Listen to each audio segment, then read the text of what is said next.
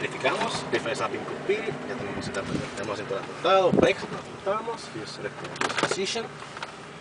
Ok, se viene el master visual, verificamos que todo está apagado, Ok, circuit breaker, ahora lo tenemos, make sure for reach. Esto lo que hace es abrir la mezcla del carburador. Al throttle lo verificamos que esté free movement, lo cambiamos, carburador.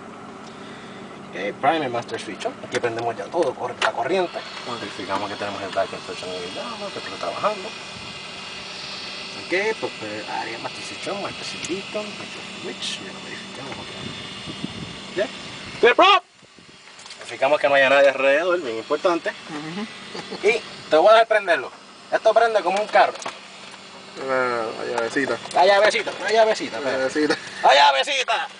La dejé en el bolsillo. Ok, prendeme el botoncito ahí, por favor. Los dos. Ya.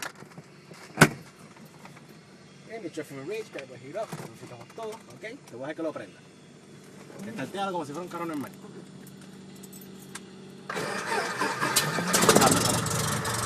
Ahí prendió.